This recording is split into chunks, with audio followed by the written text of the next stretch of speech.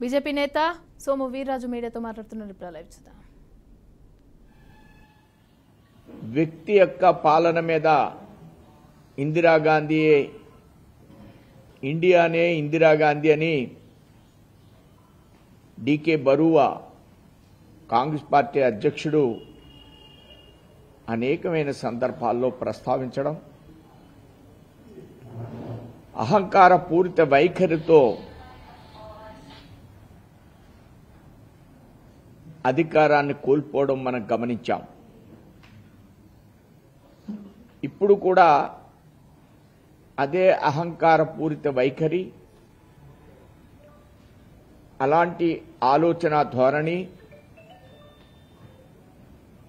ప్రతిపక్షంలో ఉన్న కాంగ్రెస్ పార్టీలో మనం గమనిస్తూ ఉన్నాం. ఎన్డీఏ కూటమికి విజయం సాధించినప్పటికీ మూడోసారి పార్లమెంట్లో వారి పోకడలు ఏ విధంగానూ కూడా మారిన పరిస్థితి మనం గమనించడం లేదు. ఈవీఎం ట్యాంపరింగ్ అనేది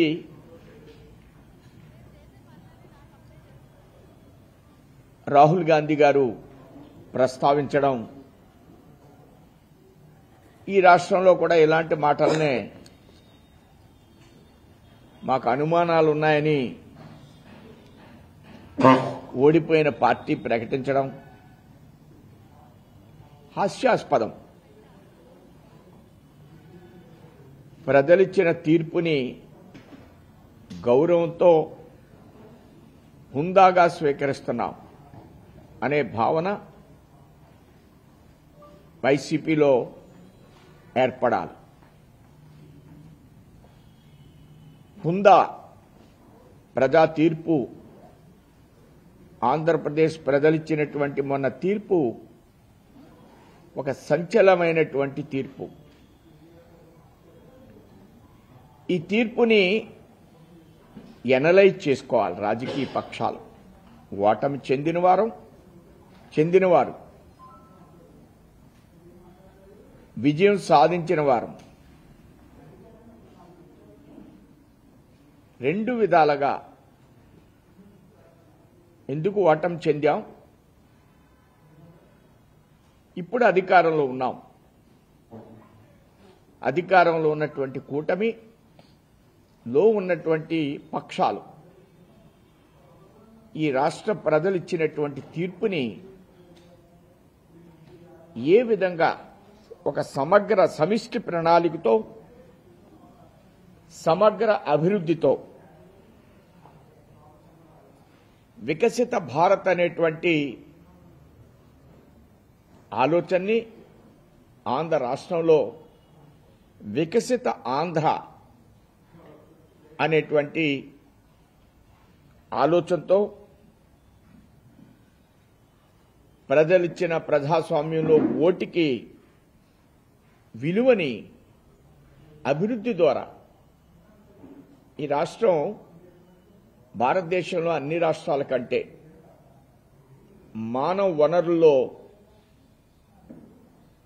అద్భుతమైనటువంటి రాష్ట్రం. ప్రపంచ దేశాల్లో 100కి 10 మంది తెలుగు ప్రజలు ఉన్నారంటే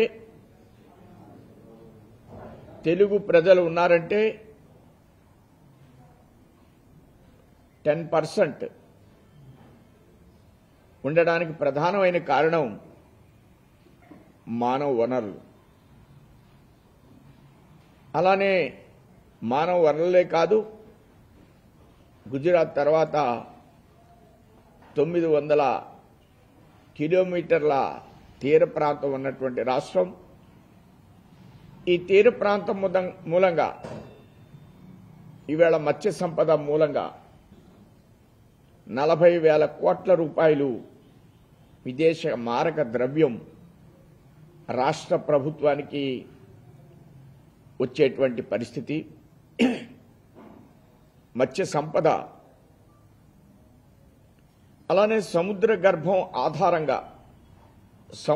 ఆధారంగా మరింత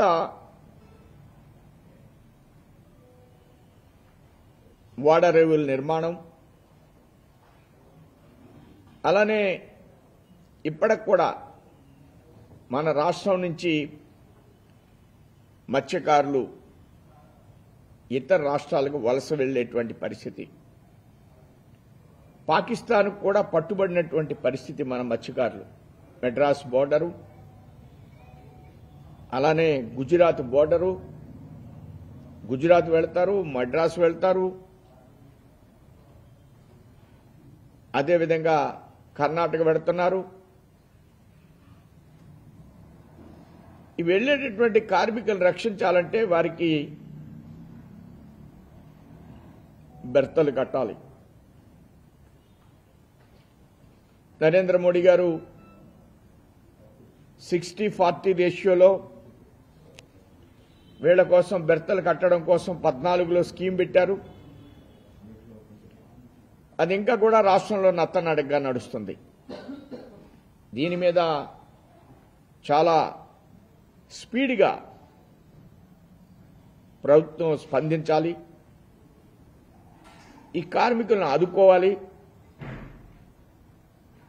బెర్తుంటే కిలో చేపలు 200 అమ్మితే అదే బెర్తుంటే 500 రూపాయలు అమ్మడానికి అవకాశం ఉంటుంది. వలస వెళ్లే కార్మికులు కూడా నిలుపుదల అవ్వడానికి అవకాశం ఉంటుంది. ఆ విధంగా సీ కోస్ట్ ఏదైతే ఉందో దీన్ని వినియోగించుకునే విధంగా ప్రయత్నం చేయడం, దీనికి మోడీ గారు, చంద్రబాబు నాయుడు గారు, పవన్ కళ్యాణ్ గారు ఒక సమగ్రమైనటువంటి ప్రణాళిక ఈ రాష్ట్రంలో బీజేపీ 3 కలిసి రూపొందించిన మీదట ఈ రాష్ట్రంలో మన రాష్ట్రంలో ఉన్నటువంటి గత ప్రభుత్వ తప్పిదనాల మూలంగా ఉన్న ఆర్థిక స్థితి దాన్ని సరిచేయవలసినటువంటి బాధ్యత ఉంది. దీనిలో ప్రధానంగా ఎన్ఆర్ఈజీఎస్ని నిధుల్ని బాగా రాష్ట్ర ప్రభుత్వానికి కేంద్రం ఇవ్వడానికి ఎప్పుడూ సుముఖంగా ఉన్న పరిస్థితుల్లో ఈ సంవత్సరం చంద్రబాబు నాయుడు గారు ఉన్నప్పుడు 7,000 కోట్లు, గత ప్రభుత్వం 10,000 కోట్లు. ఈ ప్రభుత్వంలో మరింత సమర్థవంతంగా గ్రామీణ అభివృద్ధిని పవన్ కళ్యాణ్ గారు మంత్రిగా ఉన్నారు. ఈ గ్రామాల్లో ఇన్ఫ్రాస్ట్రక్చర్ బాగా దెబ్బతిన్నది, రోడ్లు లేని పరిస్థితిని మనం గమనించాం. అవి మరలా పునర్నిర్మాణం కావాలంటే ఈ నిధులు మరింత ఎక్కువగా